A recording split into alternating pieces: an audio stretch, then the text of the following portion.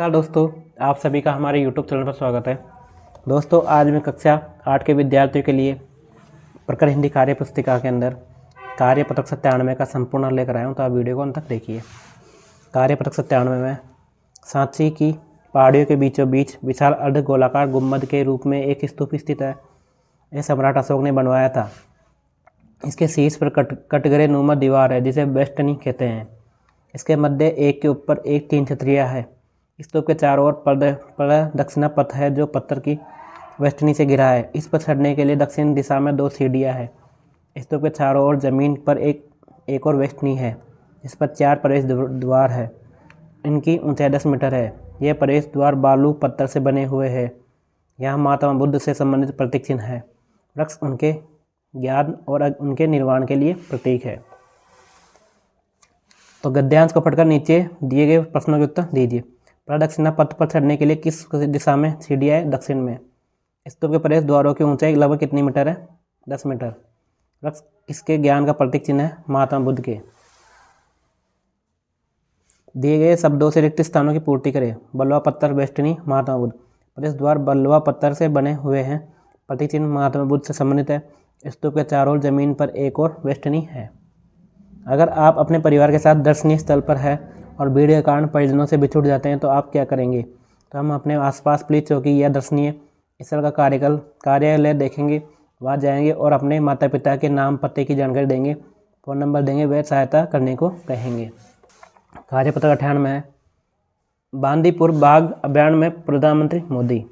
बाघ शेरों के संरक्षण के लिए पीएम ने लॉन्च किया बिग कैट्स अलायंस।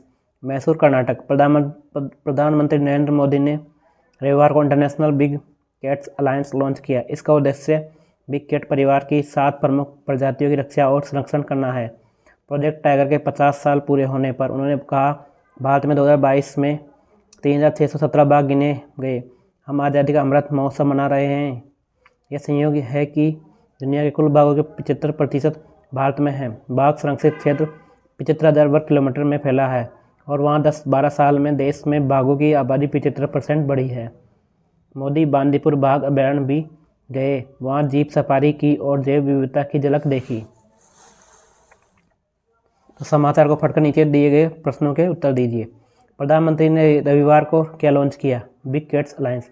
इस कार्यक्रम को लॉन्च करने का उद्देश्य है बाघ शेरों का संरक्षण करना। भारत में 2022 में बाघ गिने गए कितने? 3617। तो पीएम श्री योजना में प्रदेश में के 402 विद्यालयों का चयन। बीकानेर पत्रिका।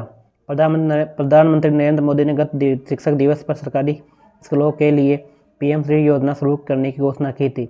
इस योजना में पूरे देश में 14,597 सरकारी विद्यालयों का चयन किया गया। इसमें राजस्थान के 402 विद्यालय शामिल है। इन सभी स्कूलों में विद्यार्थियों के लिए अत्याधुनिक सुविधाएं जुटाई जाएंगी। देश के स्कूलों को मॉडल स्कूलों का दर्जा देने के लिए 27,360 करोड़ रुपए का बजट भी स्वीकृत किया गया है। इसमें से 60% राशि केंद्र तथा 40% राशि राज्य सरकार वहन करेगी। प्रति स्कूल में 2 से 2.5 करोड़ रुपए खर्च करने का प्रावधान है। इन स्कूलों को चयनित करने के लिए नवंबर-दिसंबर में संस्था प्रधानों ने ऑनलाइन आवेदन किए थे। योजना के तहत 2027 तक स्कूलों को मॉडल स्कूल बनाया जाएगा। तो पीएम श्री योजना में राजस्थान के विद्यालयों का चयन हुआ 402। इस योजना के तहत स्कूलों का बनाया जाएगा मॉडल स्कूल। देखो कार्यपत्रक 99 इसके अंदर मटकी के बाहर कुछ लोकोक्ति मुहावरे लिखे गए हैं। मटकी से उनके अर्थ निकाल कर सामने लिखिए। जैसे इसके अंदर है अकड़ दिखाना, अवसरवादी, बलशाली की जीत होना, डर जाना, दिखावादी, काम कम, बुरी तरह से हार जाना। तो ऊंची दुकान फीका पकवान क्या होता है? दिखावादी, काम कम। चारों खाने चित होना, बुरी तरह से हार जाना। दुम दबाकर भागना, डर जाना। एकड़ी दिखाना, अकड़ दिखाना। जिसकी लाठी उसकी भैंस, बलशाली की जीत होना। बेपैंदी का लोटा, अवसरवादी। दिए गए चित्र को देखकर उनसे संबंधित मुहावरे लिखकर वाक्य में प्रयोग कीजिए। तो मुहावरा है और वाक्य प्रयोग है। तो आँख का तारा, अब शिवम अपनी माँ की आंखों का तारा है। तो आंखों में धूल झोंकना, निस ने पैसे चुराकर अपने ही मित्र की आंखों में धूल झोंक दी। कान भरना, पड़ोसन ने बहू की सास के कान भर दिए। कान खड़े होना, जरा सी आड़ से कुत्ते के कान खड़े हो गए। जान हथेली पर लेकर चलना, देश के सिपाही हमेशा जान हथेली पर लेकर चलते हैं। हाथ बटाना, राधा अपनी माँ के साथ घर के कामों में हाथ बटा रही है। जो कार्यपत्रक 100 है, इसके साथ ही अपनी प्रकाश हिंदी कार्य पुस्तिका का संपूर्ण हल हो जाएगा। कार्यपत्रक 100, आपके द्वारा पढ़ी गई कहानी के किसी एक पात्र के बारे में लिखिए। लोमड़ी और कौवा कहानी में लोमड़ी बहुत चालाक स्वभाव की है। वह भूखी होने के कारण रोटी प्राप्त करना चाहती है, इसलिए उसने चालाकी से कौवे की प्रशंसा करके चोंच खुलवाई। उसे अपने भूख के आगे किसी की परवाह नहीं की। आपने टीवी में कोई धारावाहिक देखा होगा, उसके विषय में अपने अनुभव लिखिए। तो हाँ, राधा कृष्ण धारावाहिक हमारे देश की प्राचीन संस्कृति से जुड़ा हुआ है। इस धारावाहिक द्वारा निश्चल प्रेम और धर्म के मार्ग को बताता है। बुरे कार्य करने वाला राक्षस के समान होता है, जिसका अच्छाई द्वारा नाश हो जाता है। तो निम्नलिखित शब्दों का समास विग्रह कीजिए। पाप पुण्य, पाप और पुण्य द्वंद्व समास। नीलकंठ, नीला है कंठ जिसका, शिव जी। बहुव्रीहि समास।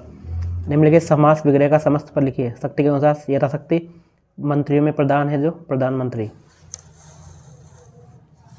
निम्नलिखित देशज और विदेशज शब्दों को पृथक कर लिखिए। शब्द अक्ल, मीटर, हवा, पेन, जन्म, गाड़ी, कैंची। देशज में आएगा हवा, जन्म, गाड़ी। विदेशज में आएगा अक्ल, शब्द, पेन, मीटर, कैंची। तो इसके साथ ही अपने प्रखर हिंदी कार्य पुस्तिका कंप्लीट होती है। धन्यवाद।